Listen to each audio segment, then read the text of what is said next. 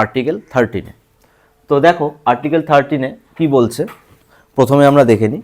Article 13-এ বলছে সংবিধান প্রণয়ন করার পূর্বে সমস্ত আইন যা মৌলিক অধিকারকে উল্লঙ্ঘন করে। ভালো করে লাইনটাকে পড়ো তোমরা, যে সংবিধান প্রণয়ন করার পূর্বে, আমরা প্রত্যেকে কি জানি ভারতবর্ষের সংবিধান কবে প্রণয়ন করা হয়েছিল? 26শে জানুয়ারি 1950 খ্রিস্টাব্দে। সংবিধান যারা সদস্য ছিলেন তারা সংবিধান তৈরি করে 26শে নভেম্বর 1949-এ আমাদের সংবিধানটা ভারতের যে সংবিধান পার্লামেন্ট আছে পার্লামেন্টের হাতে তুলে দিয়েছিল, এবং পার্লামেন্ট সেটাকে গৃহীত কবে করেছিল? 26শে জানুয়ারি 1950 সালে। তো ভালো করে এটা বোঝো, 26শে জানুয়ারি 1950, আমি তোমাদের সুবিধার্থে পাশে লিখে দিচ্ছি 26শে জানুয়ারি 1950। তোমরা প্রত্যেকে এই সংবিধান পূর্বে যখন বলবে, সংবিধান প্রণয়ন যখন বলবে, তখন এই 26শে জানুয়ারি 1950 সালটাকে ধরে নিয়ে চলবে। তো সংবিধান প্রণয়ন করার পূর্বে অর্থাৎ 26শে জানুয়ারি 1950 অর্থাৎ 25শে জানুয়ারি 1950ও যদি হয়, ঠিক আছে, সমস্ত আইন যা মৌলিক অধিকারকে উল্লঙ্ঘন করছে। তো তোমরা প্রত্যেকেই জানো যে ভারতবর্ষে ব্রিটিশ সরকার 200 বছর ধরে শাসন করেছিল। তাও 200 বছর ধরে যখন শাসন করেছিল, বিভিন্ন প্রকার তারা আইন, নিয়ম, অধিনিয়ম বানিয়েছিল। এবং তোমরা এটাও প্রত্যেকে জানো যে ভারতবর্ষের যে আইন, তার ম্যাক্সিমামটারই দান হচ্ছে 1935 ইন্ডিয়ান গভর্নমেন্ট অ্যাক্টের।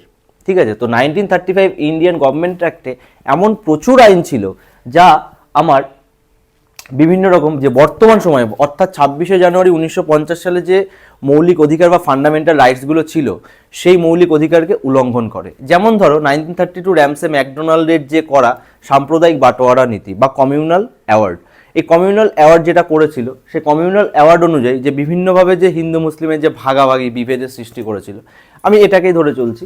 তো ওই আইনটাই বর্তমান সময় আমাদের যে বলছে অস্পৃশ্যতা দূরীকরণ, বিভিন্ন রকম বিভেদমূলক যেটা বৈষম্য, সেই বৈষম্যটাকে ধরো উল্লঙ্ঘন করছে। তো সেই আইনটা কি হবে, যে সংবিধান প্রণয়ন করার পূর্বে অর্থাৎ 26শে জানুয়ারি 1950-এর আগে যা আইনগুলো ছিল, যেগুলো বর্তমান সময়ের যে আর্টিকেল 12 থেকে আর্টিকেল 35 অবধি যে ফান্ডামেন্টাল রাইটসকে যে উল্লঙ্ঘন করে, তো সেই উল্লঙ্ঘনের সীমাতেই, মানে যে সীমাতে, যেই খানটাতে হবে, ধরো এই একটা লাইন, ঠিক আছে, এই লাইনের ধরো এই সীমাটা উল্লঙ্ঘন, সেই উল্লঙ্ঘনের সীমাটা যেই এইখানটা ধরো টাচ করছে, এই টাচের ওই সীমাতেই ওইটা কি হবে, রদ হয়ে যাবে। অর্থাৎ ওই যে আইনটা, ওই আইনটা পুরোপুরি আমার ডিসমিসড হয়ে যাবে। তো আর্টিকেল 13-র 1 নম্বরে আমাকে এটাই বলছে। এইবার আমরা আসছি আর্টিকেল 13-এর 2-তে। রাজ্য এমন কোনো আইন বানাতে পারবে না। তাহলে কি রাজ্য মানে কে? আমরা আর্টিকেল 12-এ দেখলাম কে ছিল আর্টিকেল 12-এ। আর্টিকেল 12-এ ছিল আমার সংসদ বা কেন্দ্রের সরকার, রাজ্যের পার্লামেন্ট, রাজ্যের তোমার হচ্ছে বিধানসভা, বিধান পরিষদ বা সরকার। এবং 3 নম্বরে আমরা কি দেখলাম, স্থানীয় বিভিন্ন যে আমার নগরপালিকা, পঞ্চায়েত, পৌরসভা, এইগুলো। এবং 3 নম্বর কি দেখলাম, যারা বা কোনো সংস্থা সরকার দ্বারা শক্তি প্রয়োগ করে তারা, যেমন SBI, রেলওয়ে। তো সেইটাতেই রাজ্য, এরকম সবাই প্রত্যেকে ওই আর্টিকেল 12-এর যে রাজ্য, সেই রাজ্য অনুযায়ী এমন কোনো আইন বানাতে পারবে না যা মৌলিক অধিকারকে কম বা সমাপ্ত করে। ঠিক আছে, আমি এইটুকুনি দেখছি। তাহলে কি রাজ্য মানে আর্টিকেল 12 অনুযায়ী যে রাজ্য বলছে, তারা এমন কোনো আইন বানাতে পারবে না যা মৌলিক অধিকারকে কম করছে, মানে কোনো অংশে যে আর্টিকেল 12 থেকে 35-এ যে আইনগুলো আছে, যে মৌলিক অধিকারগুলো আছে, সেগুলোকে কোনোভাবে কমও করতে পারবে না বা সেগুলোকে কোনোভাবে খণ্ডনও করতে পারবে না। তারপরে কি বলছে, আর যে সীমা থেকে কোনো আইন মৌলিক অধিকারকে কম বা সমাপ্ত করে, সেই সীমাতেই ওই বিধি সমাপ্ত হবে। ভালো করে একবার দেখো লাইনটা, আর যে সীমা থেকে কোনো আইন মৌলিক অধিকারকে কম বা সমাপ্ত করে, সেই সীমাতেই ওই বিধি সমাপ্ত হবে। অর্থাৎ কি, রাজ্য তো কোনো আইন বানাতে পারছে না, প্রথম কথা, যেটা মৌলিক অধিকারকে খণ্ডন করছে। এইবার ধরো এমন কোনো আইন বানিয়ে ফেলেছে, যেমন তোমরা জানো যে বিভিন্ন যে আইনগুলো হয়, আইনের বিভিন্ন রকম ধারা থাকে। যেমন আর্টিকেল 13-এ আমার 4টে ধারা আছে, ঠিক আছে, যেটা তোমার সংবিধান সংশোধনীর মাধ্যমে পরে অ্যাড করা হয়েছিল।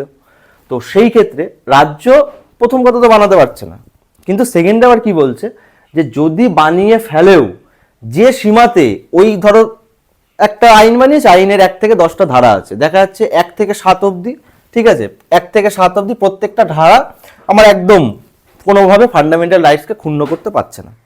কিন্তু 7-এর পরে যেই আমার 8 নম্বর ধারাটাতে গেল, 8 নম্বর ধারাটা একটা ফান্ডামেন্টাল রাইটসকে দেখা যাচ্ছে ফান্ডামেন্টাল রাইটস 17কে তোমার ক্ষুণ্ণ করছে, বা ফান্ডামেন্টাল রাইটস 18কে আমার ক্ষুণ্ণ করছে। তখনই কি হবে, তখনই অধিকারকে কম বা সমাপ্ত, অর্থাৎ সেই সীমাতে ওই বিধি সমাপ্ত হবে, মানে টোটাল যে আমার আইনটা, টোটাল আইনটা আমার ওই জায়গাটাতে ক্লোজ হয়ে যাবে, ওই আইনটাকে কোনোভাবেই আমি চালাতে পারবো না। তো তোমরা দেখলে আর্টিকেল 13 1 and 2। তো এরপরে আমরা এর পরের দুটো আবার আসছি আর্টিকেল 13 3 এবং 4। এবার আমরা আসছি আর্টিকেল 13 3 নম্বর ধারা আমাকে কি বলছে।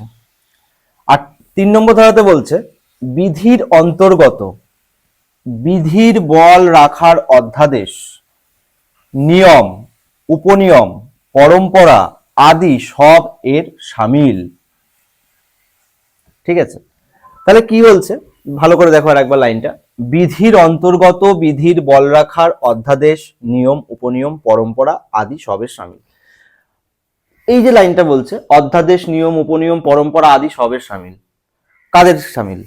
কাদের শামিল বলতে আমরা এর আগে যে পড়লাম আর্টিকেল 13 1 2 3, অর্থাৎ আর্টিকেল 13 যে 1 2 যেগুলো বলেছে যে তোমার এমন নিয়ম বা উপনিয়ম যেটা সংবিধান প্রণয়ন করার পূর্বে তোমার হচ্ছে ওই 26শে জানুয়ারি 1950-এর পূর্বে যেগুলো ছিল সেগুলো রদ হবে। ঠিক আছে, এবার তার মধ্যে কি কি থাকবে, এই যে কোনো অধ্যাদেশ হতে পারে, কোনো নিয়মও হতে পারে, কোনো উপনিয়মও হতে পারে, কোনো পরম্পরা হতে পারে, এই যা কিছু আছে সবের শামিল। আবার 2 নম্বরে আমাকে কি বললো যে সরকার কোনো আইন বানাতে পারবে না। ঠিক আছে, এবার সরকার শুধু আইন বানায়, বাদ দাও, আমি সরকারের কথা বাদ দিলাম, দেখা যাচ্ছে আমাদের ফ্যামিলিতে বা তোমাদের ফ্যামিলিতে এমন কিছু একটা আইন বানালো। ঠিক আছে, ধরো তোমরা কেউ হায়ার কাস্ট, ঠিক আছে, একটা সিজিল কাস্টে তোমরা বিয়ে করলে, ঠিক আছে, মানে উচ্চ বংশ নিম্ন বংশের যে বিভেদটা, তুমি বিয়ে করলে, এই জন্য তোমাকে বাড়ির থেকে তোমাকে বৈষম্য করা হচ্ছে। ঠিক আছে, তোমার সাথে আগে যে বিয়ের আগে যে ভালো ব্যবহার ছিল বা যা ছিল সেটা তোমার সাথে করছে না। তো সেই ক্ষেত্রে তোমার কি করতে পারবে, এই ফান্ডামেন্টাল রাইটস কিন্তু তোমার ক্ষুণ্ণ হচ্ছে, কারণ 3 নম্বরে বলেই দিচ্ছে নিয়ম, উপনিয়ম, পরম্পরা, পরম্পরা যেটা আমাদের ফ্যামিলিতে থাকে, সেই পরম্পরা ক্ষুণ্ণ যদি হয়ও সেই ক্ষেত্রে তোমার বাড়ির লোক তোমার সাথে ডিসক্রিমিনেশন করতে পারবে না। তো ভালো করে বুঝে নিলে এটা যে আর্টিকেল 3-এ কোনটা বলছে, অর্থাৎ আর্টিকেল 1 এবং 2-তে যেগুলো বলেছিল সেইগুলোর মধ্যে এই অধ্যাদেশ, নিয়ম, উপনিয়ম, পরম্পরা আদি সবের শামিল। এইবার তোমাদের একটা ইনফরমেশনের জন্য বলে দিই, আর্টিকেল 1 2 এবং 3 এই 3টে আর্টিকেল আমার 26শে জানুয়ারি 1950 যখন সংবিধান প্রণয়ন করা হয় সেই সময় আমার এই আর্টিকেল 13-র অন্তর্গত এই 3টে আমার ধারা ছিল। ঠিক আছে, তো পরবর্তীতে এই যে 4 নম্বর ধারাটা ভালো করে দেখো। সংসদ মৌলিক অধিকারকে সংবিধান সংশোধনীর মাধ্যমে কম বা সমাপ্তি করতে পারবে, যেটা আমার অ্যাড করা হয় 24th সংবিধান সংশোধনী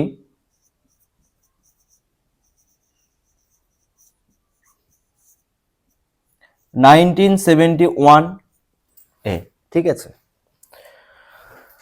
অর্থাৎ 4 নম্বর যে ধারাটা, 4 নম্বর ধারাটা আমার 24তম সংবিধান সংশোধনী 1971-এর দ্বারা করা হয়। কি বলা হয় ওখানে, সংসদ মৌলিক অধিকারকে সংবিধান সংশোধনীর মাধ্যমে কম বা সমাপ্তি করতে পারবে। অর্থাৎ আর্টিকেল 12 থেকে আর্টিকেল 35 অবধি আমার যে ধারাগুলো আছে সেই ধারাগুলোকে সরকার চাইলে আমার সেটাকে একদম তোমার ওই মৌলিক অধিকারটাকে রদ করে দিতে পারবে, বা ওই ধারার অন্তর্গত ধরো কোনো উপধারা আছে সেটাকেও আমার সমাপ্তি করতে পারবে বা কমও করতে পারবে। ঠিক আছে, তো এইবার তোমরা আর্টিকেল 13-র 1 থেকে 4 নম্বর ধারা অবধি তোমরা বুঝলে। তো এইবার এই 4 নম্বর ধারাতে আমার একটা কনসেপ্ট এখান থেকে উঠে আসে, বেসিক স্ট্রাকচার।